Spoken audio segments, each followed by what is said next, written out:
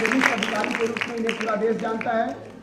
इन्होंने कोरोना काल में अपने गृह जनपद जहानाबाद में बहुत सारे समाज सेवा के कार्य किए हैं, मिसाल कायम किया है। कई सम्मान और पुरस्कार आपके खाते में दर्ज हैं।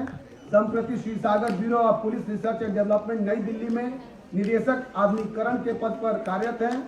आपके उल्लेखनीय कार्यों और अप्रतिम व्यक्तित्व को देखते हुए अखिल भारतीय सारस्वत परिषद आपको मालवीय प्रज्ञा सम्मान से विभूषित कर स्वयं को धन्य महसूस कर रही है।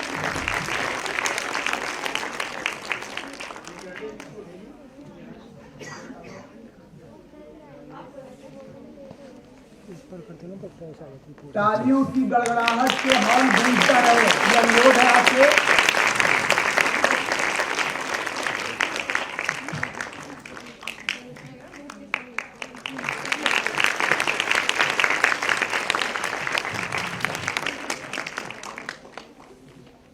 बहुत बहुत धन्यवाद सर। रंजीत चतुर्वेदी जी समाज सेवा के क्षेत्र में एक जाने माने नाम है। यमुना को लगातार प्रदूषण से मुक्त करने के प्रति इनका खासा क्षेत्र में और उसके आसपास लगातार वृंदावन में पैदा हुए। ये शिक्षा मुंबई और ब्रिटेन से प्राप्त की। इनका कारोबार भारत और अफ्रीका में है। PhD chamber of commerce Africa और पूर्वी मध्य भारत के अध्यक्ष रहे हैं। भारत में कई के सदस्य हैं। ब्रज स्कूल विकास परिषद के स्थापना द्वारा इन्होंने बहुत काम किया है। आज जो ये चित्र है ये उन्हीं के सौजन्य से प्राप्त हुआ है। यमुना नदी को प्रदूषण मुक्त करने का इनका संकल्प है। दिल्ली की हवा आबो हवा को प्रदूषण मुक्त करने का संकल्प है और समुद्र तट जो मुंबई का सर्वाधिक प्रदूषित तट जाना जाता है उसको भी ये स्वच्छ करना चाहते हैं। हमारा जो संकल्प था संस्कृत वाङ्मय में नदियां, इस देश की नदियां जो जीवन रेखा हैं उनको कैसे हम टेम्स कभी विश्व की सबसे प्रदूषण अपनी निष्ठा को लगातार ये समाज को आगे ले जाने में समर्पित करते रहे हैं। कोविड काल में हजारों परिवारों को इन्होंने भोजन, वस्त्र और जरूरत की सारी चीजें पूर्ति कराई हैं। भारत माता के अनन्य भक्त श्री सेठी जी सीमा की सुरक्षा में तैनात हैं। सैनिकों का कल्याण के लिए अनेक कार्य में संलग्न हैं और बाबा विश्वनाथ जी का कॉरिडोर जो बना है जिसकी चर्चा अभी सीमा देवी ने की, इन्होंने लगातार उस इलाके में भी अपनी सेवा कार्यों की छाप छोड़ी है। संस्था संदीप सेठी जी को यह परिषद सम्मानित करते हुए हर्ष का अनुभव कर रहा है। शिक्षा इंग्लिश मीडियम से प्राप्त की और संस्कृत में पारिवारिक संस्कारों के कारण आ गए। बनारस हिंदू विश्वविद्यालय से शास्त्री किया है। धर्मशास्त्र के टॉपर रहे हैं। संपूर्णानंद संस्कृत विश्वविद्यालय से आचार्य किया है। नेट और जेआरएफ क्वालिफाइड हैं। 2020 में हार्वर्ड विश्वविद्यालय में संस्कृत में पीएचडी करने के लिए इनका सिलेक्शन हो गया था, लेकिन कोरोना के कारण वे वहां नहीं जा पाए। अंग्रेजी, हिंदी, बंगाली, उड़िया, कन्नड़ भाषा में धारा प्रभाव प्रवचन करने में सुधाकर उनियाल जी को सिद्धहस्ता प्राप्त है। ये संस्कृत के और भारतीय संस्कृति के प्रचार प्रसार के लिए समर्पित व्यक्तित्व हैं। ऐसे समर्पित व्यक्तित्व को यह संस्था सम्मानित करके स्वयं में। निखिल शर्मा जी को आवाज देता हूं मैं, वो मंच पर हैं। तालियों की गड़गड़ाहट से आप उनका स्वागत करें।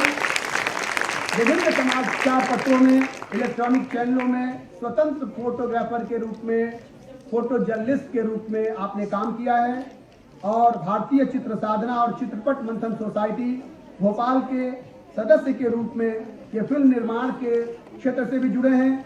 इसके साथ ही शर्मा जी पूर्व पंडित सुंदरलाल शर्मा केंद्रीय व्यावसायिक संस्थान भोपाल में प्रोड्यूसर के रूप में कार्यरत थे। इसके बाद वे दिल्ली में एनसीईआरटी संस्था में कार्य कर रहे हैं। अपने स्वभाव के अनुरूप ये लगातार समाज सेवा के क्षेत्र में भी और भारत की एक छवि को नए रूप में प्रस्तुत करने के लिए भी कटिबद्ध हैं। यह परिषद और यह संस्था उन्हें सम्मानित करके गर्व का अनुभव कर रही है।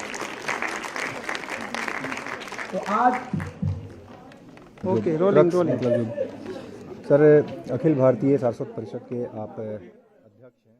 मदन मोहन मालवीय जयंती के मौके पर हर साल इस तरह के कार्यक्रम होते हैं जिसमें अलग अलग क्षेत्र में लोगों को सम्मानित किया जाता है। आप कैसे याद कर रहे हैं मदन मोहन मालवीय जी को, और इस तरह के सम्मान समारोह से इनको इतने बड़े महापुरुषों को जो याद किया जाता है तो इससे लोग कैसे प्रेरित होंगे समाज में कि उनके नक्शे कदम पर आगे बढ़ें, कितना इससे फ़ायदा होगा, आपको क्या लगता है? देखिए, मैं खुद क्योंकि बनारस हिंदू यूनिवर्सिटी का छात्र रहा और 1993 में मेरा मुलाकात हुआ था विवेकानंद तिवारी जी से, और आप संत पुरुष हैं, और हम लोगों का मन में रहा कि समाज क्षेत्र में जो अच्छा काम करते हैं, जो सही काम करते हैं, अगर उनको सराहा जाए, उनका मनोबल बढ़ाया जाए, तो समाज में इस प्रकार के कार्यों को हमेशा प्रगति मिलेगा। और जब समाज में लोग जुड़कर प्रोत्साहित होकर जो अच्छा काम करते हैं, तो समाज में अच्छा काम का जो दायरा है दिन प्रतिदिन बढ़ता है। इसमें समाज स्वस्थ होता है, समाज का प्रगति होता है। और मदन मोहन मालवीय जी तो ऐसे पुरुष रहे, ऐसे संत रहे, जिन्होंने संपूर्ण जीवन हिंदू धर्म के लिए, भारत के लिए, समाज के लिए निछावर कर दिया। तो उनका जीवन से प्रेरणा लेकर जो हम उस विद्यालय छात्र रहे, ताकि समाज में इस कार्य को आगे बढ़ाया जाए। और ये स्वाभाविक बात है कि अगर लोग मदन मोहन मालवीय जी का जो पदचिन्ह है उसका अनुसरण करेंगे, तो भारत जो है कि विश्व गुरु में प्रतिष्ठित होगा, इसमें कोई संदेह नहीं है। धन्यवाद। रोलिंग। कब से ये समारोह शुरू है, जयंती समारोह ये 2009 से हम ये कार्यक्रम लगातार करते आ रहे हैं। पंडित मदन मोहन मालवीय जी विविध आयाम के व्यक्तित्व थे, उनसे जुड़े हुए जितने भी आयाम हैं, उस सभी आयामों से जुड़ा हुआ हम पुरस्कार देते हैं। मालवीय पत्रकारिता सम्मान देते हैं, मालवीय प्रज्ञा सम्मान देते हैं, मालवीय विधि सम्मान देते हैं, मालवीय आरोग्य सम्मान देते हैं, मालवीय स्वदेशी भाषा सम्मान देते हैं। इस तरह का सम्मान समारोह जो है हम प्रतिवर्ष देते आ रहे हैं। अब इस साल में 5 कार्यक्रम हम ऐसा आयोजित करेंगे। इस साल हमने 2 कार्यक्रम आयोजित किया, ये इस साल का ये अंतिम कार्यक्रम रहा। हम ऐसे विभूतियों को सम्मानित करते हैं। आपने जिक्र किया था जैसे कि कालिदास और बाकी लोगों के भी नाम पर, इसे उसका क्या प्रारूप होगा? उसका प्रारूप होगा, हम भारतीय चिंतन परंपरा को लेकर हम और हमारी संस्था चलती है, तो भारतीय चिंतन परंपरा को जो गति दिया, वैसे महापुरुषों के नाम पर हम 1-1 लाख का पुरस्कार, जैसे कालिदास सम्मान, व्याकरण के क्षेत्र में पाणिनि पतंजलि सम्मान, चिकित्सा के क्षेत्र में धन्वंतरी सम्मान, संगीत के क्षेत्र में गंधर्व सम्मान, ऐसे जो अपनी भारतीय संस्कृति से ओतप्रोत परंपरा के जो ध्वजवाहक रहे, उनके नाम पर हम सम्मान देते जाएंगे आगे, और इस कार्यक्रम को वृद्धि करते जाएंगे। हम ऐसे विभूतियों का चयन करते हैं जिनका दृष्टिकोण भारतीय दृष्टिकोण होता है, जिनका चिंतन भारतीय चिंतन होता है, और जो समाज के लिए, राष्ट्र के लिए त्याग की भावना रखते हों और कुछ समाज के लिए, राष्ट्र के लिए चिंतन करते हैं, ऐसे विभूतियों का चयन हम इस सम्मान के लिए। सर, ये चीज़ है कि आधुनिकीकरण के इस भाग दौड़ के युग में, मॉडर्नाइजेशन जो हो रहा है, जो नए जनरेशन के लोग हैं, नए लड़के हैं, उसमें आप इन तमाम पुरानी चीज़ों को फिर से स्थापित करने के लिए या पुरानी परंपरा को आगे बढ़ाने के लिए कितना आपको कठिन संघर्ष करना पड़ रहा है और कितनी बड़ी चुनौती है? वर्तमान समय में तो बहुत ज़्यादा कठिनाई आ रही है, बहुत चुनौती है, लेकिन इसमें भी हम उन्हें जागृत करने का, उनको स्व का बोध कराने के प्रयास कर रहे हैं कि आप जो हैं, आपका जो अतीत है वो बहुत ही ज़्यादा प्रांजल रहा है, बहुत ही ज़्यादा ब्राइट रहा है। आप उस ऋषि परंपरा के ध्वजवाहक है, आप उस ऋषि के पुत्र हैं। आपका जो कर्तव्य है, आपका जो आदर्श है, वो भारतीय चिंतन पद्धति से जुड़ा हुआ आदर्श होना चाहिए, न कि आप विश्व की जो कुसंस्कृति है, जो उब चुकी हैं, वो संस्कृति जो वहाँ के लोग भारतीय चिंतन परंपरा को अपना रहे हैं और आप उस परंपरा की तरफ जा रहे हैं, तो वो जब उनमें स्व की भाव आ जाएगी तो स्वतः बाकी चीज़ें स्वतः। संगीत विभाग की ओर से आपके स्वागत के लिए और इस कार्यक्रम के शुभारंभ के लिए मंगल गान की जो परंपरा है, उस संदर्भ में सरस्वती वंदना की शारदे, जो इसी महाविद्यालय श्यामा प्रसाद मुखर्जी महिला कॉलेज की संगीत विभाग की शास्त्रीय गायन की छात्र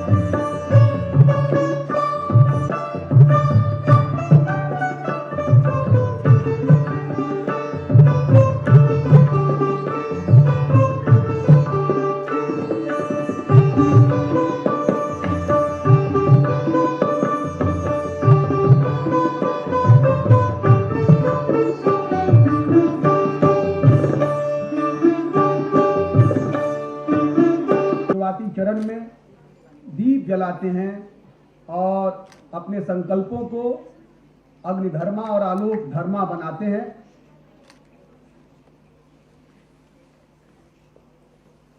अब दीपो भव, दीपक हम सबको लगातार आगे बढ़ने की प्रेरणा देता है, अहर्निश जलकर रोशनी बिखेरता है और यह साबित करता है कि लाख वर्षों का अंधेरा भी अक्ष बरकरार नहीं रख सकता। आज जो सम्मानित विभूतियां हैं वो समाज के हिस्सों में लगातार अपनी सकारात्मकता से आलोक बिखेरता है, वही सबसे बड़ा रास्ता है।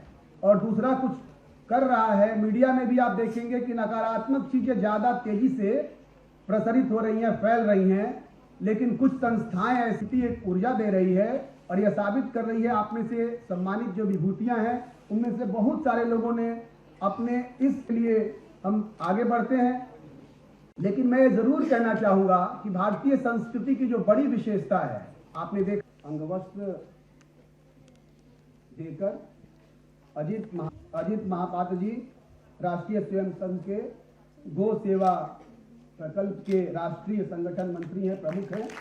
लगातार अपने सेवा कार्यों से उन्होंने समाज को एक नई दिशा देखी भी है और आपकी बड़ी विशेष कृपा रहती है सारस्वत परिषद के ऊपर कि आप विवेकानंद जी जो संयोजक हैं उनके एक अनुरोध मात्र पर लगातार आशीर्वचन और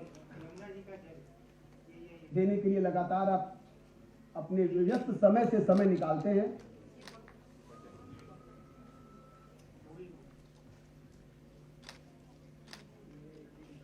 विशिष्ट अतिथि द्वय सीमा द्विवेदी मैडम और आलोक सुमन जी के स्वागत के लिए। सीमा द्विवेदी जी राज्यसभा की माननीय सांसद हैं और जिला परिषद से लेकर सर्वोच्च सदन तक की यात्रा इन्होंने पूरी की है। लगातार अपने समाज सेवा के कार्यों से और राजनीतिक दूरदर्शिता से इन्होंने समाज में सकारात्मक परिवर्तन लाने का प्रयास किया है और बड़ी प्रतिबद्धता से ये भारतीय राजनीति के बदलाव को देख रही हैं और इसमें एक हिस्सा बनने के लिए अपनी भूमिका का निर्वहन कर रही हैं। डॉक्टर आलोक कुमार सुमन जी, प्राचार्य साधना शर्मा जी माल्यार्पण कर रही हैं और बहुत गौरव का क्षण है। दिल्ली विश्वविद्यालय के प्रांगण में श्यामा प्रसाद मुखर्जी कॉलेज बहुत ही प्रतिष्ठित महाविद्यालय है और वहाँ की प्राचार्य ओजस्वी प्राचार्य एक तेजस्वी भेंट कर रहे हैं। आलोक सुमन जी लोकसभा के माननीय सांसद हैं, एक प्रख्यात करियन और इसके अलावा इस कोरोना काल में भी और इसके पहले भी 15,000 से अधिक इन्होंने कैंप लगाए हैं और पहल नाम के कोचिंग संस्था के द्वारा समाज के हर वर्ग के विद्यार्थियों को, लगभग 200 विद्यार्थियों को हर वर्ष करने का निर्णय लिया है, जो चुपचाप अपना काम कर रहे हैं। लेकिन आपके समक्ष एक मिसाल के रूप में उनका काम और उनका व्यक्तित्व आना चाहिए, यही इस संस्था का महत्व उद्देश्य है।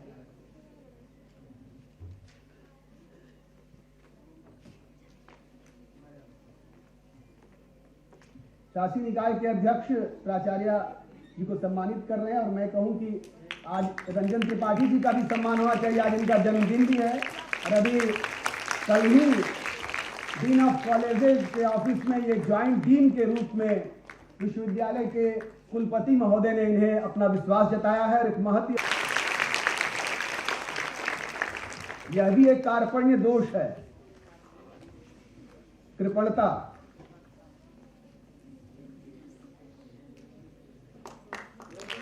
तो प्रतीक चिन्ह प्रदान करते हुए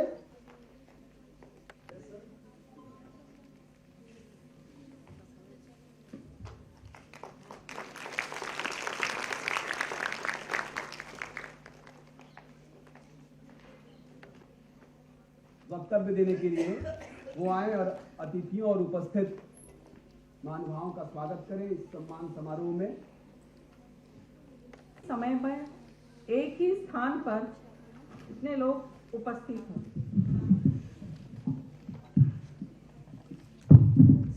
आदरणीय श्रीमती सीमा पूरे इलाकों को और इस देश को लगातार सक्षम, सुदृढ़, आत्मनिर्भर बनाने के लिए अपने हिसाब से यत्न किया है। और ऐसे लोग जो सम्मानित हो रहे हैं, इनकी राज की ख्याति प्राप्त प्राचार्य जी, सांसद सुमन जी, और आज के इस विद्या सत्र में अनेक क्षेत्रों में कीर्तिमान स्थापित कर सम्मानित होने वाली देश की अग्रणी विभूतियाँ, अखिल भारतीय सारस्वत परिषद यह एक राष्ट्रीय संगठन है। हम सभी जानते हैं कि एक समय था जब हर दिशा में भारत की डंका बजता था और भारत विश्व का मार्गदर्शन करता था। चाहे कोई भी क्षेत्र हो तो हम सब गर्व कर सकते हैं कि हमने ही विश्व को दिया, चाहे वो शिक्षा हो, व्याकरण हो, चिकित्सा हो, रक्षा हो, सेवा हो, साहित्य हो, ये सारे के सारे जो चीज़ें हैं वो हमने विश्व को दिया। यहाँ के ऋषियों ने जो व्यवस्था बनाई वह भारत के लिए नहीं बनाई बल्कि मानव मात्र के लिए बनाई। हमारे यहाँ एक सामूहिक चिंतन की बहुत ही श्रेष्ठ पद्धति थी। नैमिषारण्य में 88,000 ऋषियों ने जो है धर्म संसद का आयोजन किया, सामूहिक चिंतन का आयोजन था। एक कालखंड आया जो वाह है आक्रमणकारी साम्राज्यवादी शक्तियों ने हमारी विद्या, हमारी प्रखरता, हमारी मेधा को न केवल निम्न स्तर पर लाया बल्कि उन्हें खंडित करने का भी प्रयास किया। और यह संगठन वो सारी वो व्यवस्था जो भारत की जीवन पद्धति जिसे कहते हैं, जिसे आज इस महामारी के दौर में विश्व ने माना कि हाँ अगर कोई है पूरे विश्व में जीवन पद्धति तो भारत। इनकी विशेष ख्याति समाज सेवा के रूप में है और एक बहुत ही युवा कर्मठ समाज सेवी के रूप में, एक बहुत ही दूरदर्शी और तत्वसेवी व्यक्ति के रूप में इनकी ख्याति जो है वो पूरे देश में विद्यमान है। सारस्वत परिषद समाज सेवा संवर्ग में इनका सम्मान करती हुई स्वयं को सारस्वत परिषद धन्य महसूस करता है। बहुत बहुत धन्यवाद सर कि आपने अपनी सहमति दी। अमरीश त्यागी जी, इनके कुशल नेतृत्व में इस कॉलेज ने, साधना शर्मा जी प्राचार्य थी और प्राचार्य हैं भी, और उस समय जब ये चेयरमैन थे तब इस कॉलेज ने कई नए काम किए। लगातार इन्होंने अपने अध्यापकों को और छात्रों को उत्साहित किया है और इनकी सकारात्मकता जो है वो लगातार हम सबके लिए प्रेरणा कर रही है। मनोज कुमार शर्मा जी उपस्थित हो गए हैं। कृपया आपसे अनुरोध है कि आप मंच पर विराजमान होकर हमें कृतार्थ करें। माननीय मनोज कुमार शर्मा जी।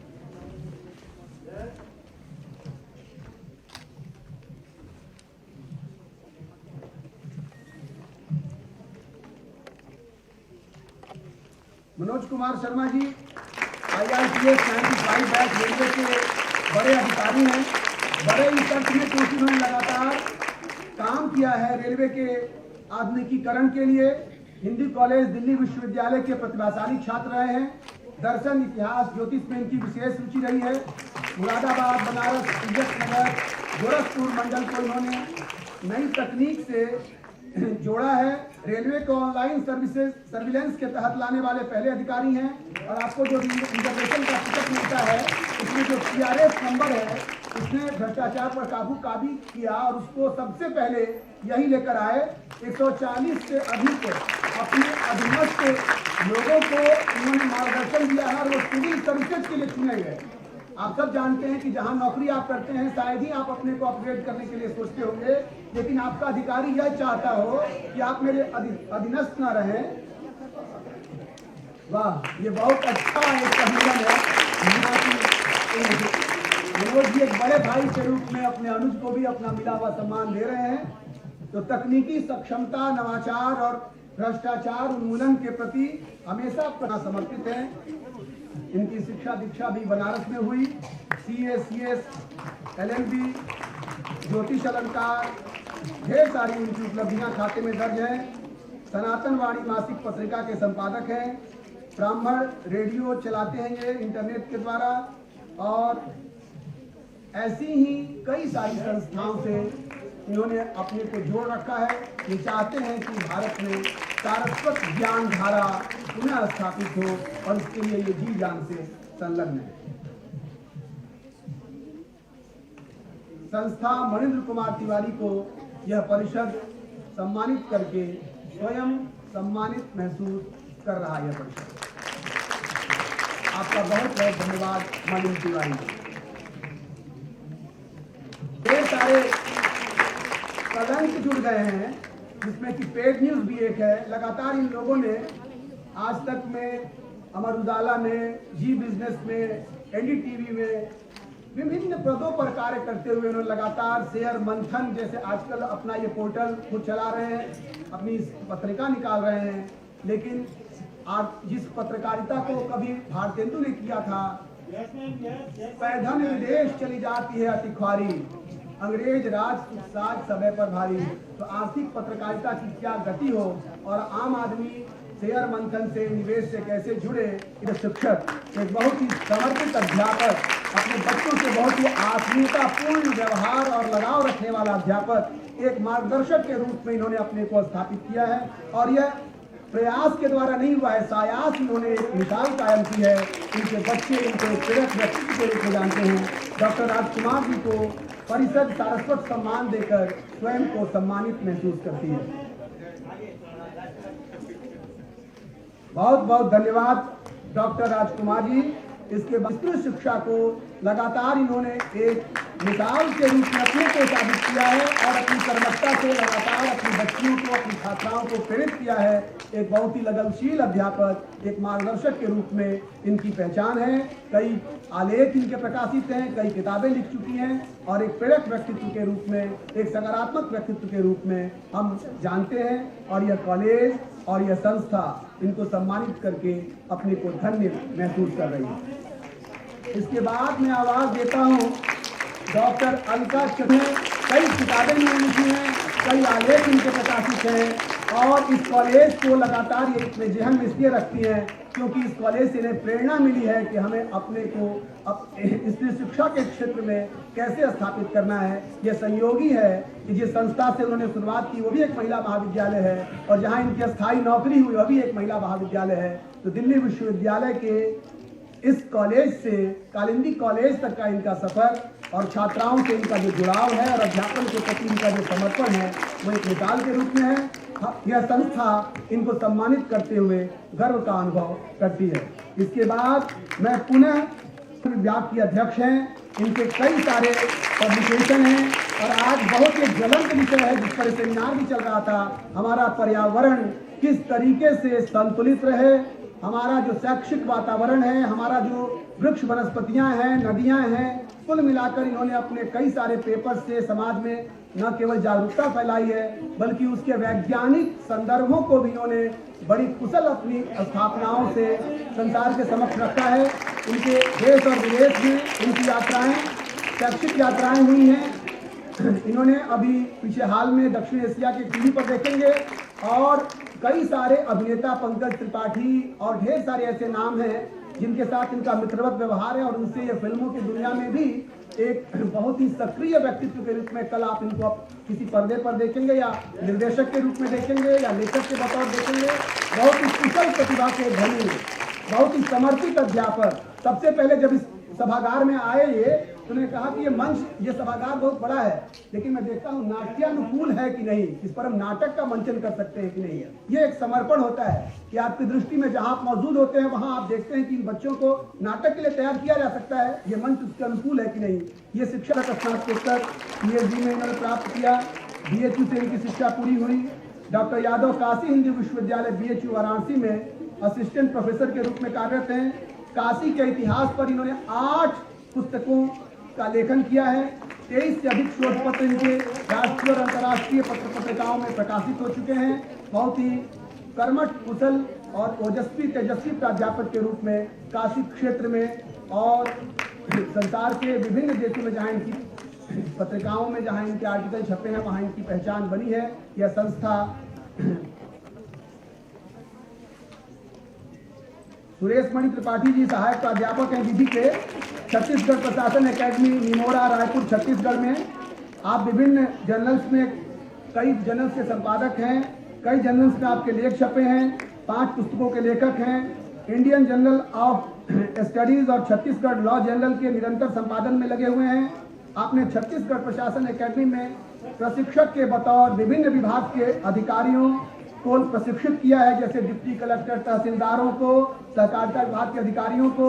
तो विधि के क्षेत्र में जागरण लाने वाले, जो लॉ का क्षेत्र हम लोगों के लिए होता है काफी जटिल, उसमें भजन संध्या का कार्यक्रम होता है, उसमें कई बार अपनी प्रस्तुति दी है। आप बनारस घराने के प्रसिद्ध संगीत संस्था सवारंगना ललित कला केंद्र और कला प्रकाश के जाने माने कलाकार हैं। आप कला के साथ साथ आध्यात्मिक और सामाजिक क्षेत्र में भी रुचि रखते हैं। आप प्रसिद्ध आध्यात्मिक संस्था अनंत कर्ण के बोर्ड मेंबर हैं और भारतीय जनता पार्टी के बनारस जिला के पदाधिकारी भी हैं। आपको सम्मान देकर यह संस्था गौरवान्वित महसूस कर रही है।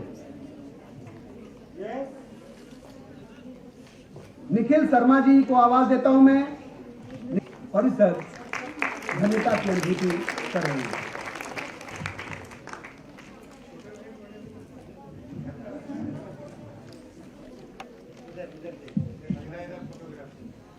ये दोनों छोटे भाई बड़े भाई हैं।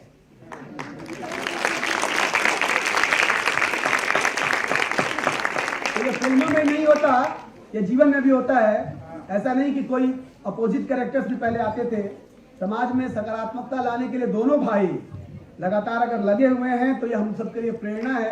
कई बार आप बच्चियों में देखा होगा कि 3 बहनें IAS हो गई, 3 बहनें जो है वो IPS हो गई। तो बच्चियों, छात्राओं, आज जिन लोगों को यहाँ सम्मानित किया गया, वो सारी विभूतियां जो है वो रियल लाइफ की नहीं, रियल लाइफ की विभूतियां थी। इनकी उपस्थिति से जिस सकारात्मकता को आपने महसूस किया, और मुझे प्रसाद के कामायनी की कुछ पंक्ति, दोनों हमारे जो अतिथिगण हैं उनको बाद में हम सम्मानित करेंगे। तो मैडम चली गई, सर यहाँ मौजूद हैं और माननीय चिकित्सक और माननीय सांसद लोकसभा जनता की सेवा के लिए सदैव तत्पर।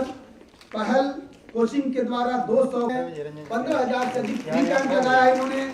हर तबके के लोगों के लिए हर वक्त तैयार रहने वाले यह व्यक्तित्व जो है, इनकी सरलता, सौजन्यता, राजनीति में साथ साथ आपकी जो विशेषज्ञता का मुकाम है उसके साथ साथ राजनीति के सिर्फ नेतृत्व करता है। मुझे सचमुच में हृदय से बहुत ही आह्लाद की अनुभूति है। और मैं संस्था के चेयरमैन प्रोफेसर आभार प्रकट करता हूँ। इसके बाद धन्यवाद ज्ञापन का कार्यक्रम होगा, लेकिन इसके पहले मैं अजीत महापात्र जी जो हमारे मुख्य अतिथि, मैंने आपको बताया कि गो प्रकल्प के अध्यक्ष हैं और गाय को किस तरीके से न केवल आध्यात्म और भारतीय संस्कृति में उसकी जो महनीय भूमिका है उसको कैसे जनता के बीच ले जाया जाए। पिछली बार भी पिछले संस्था में कार्यक्रम हो रहा है, मैं आवाज देता हूँ जी। तो मैं अजीत सर से अनुरोध, एक फोटो तिवारी जी के साथ हो जाना चाहिए।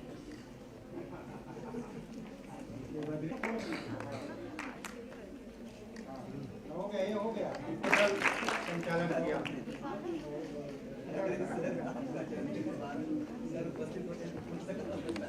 ऐसी जो विकट परिस्थिति है, इसी परिस्थिति का कुछ उपचार होना चाहिए। उस बालिका ने सोची बाल्यावस्था में कि थोड़ा पीछे जो बातचीत चल रही है मेरे हिसाब से थोड़ा शांत हो जाए। भावनाओं को जो कदर करता है, ऐसे पुरुषों के साथ में हम विवाह पक्का करेंगे। हमने अपने भाई के सामने, अनेक व्यक्तियों के सामने रखी थी, तो उस प्रश्न उन्होंने पूछी। उनके मन में था कि है पिता माता पहले से जानते ही मेरे भावना को, लेकिन दुर्भाग्य से उन्होंने भी उनसे सीधा खड़े होकर बात करने की हिम्मत नहीं रही।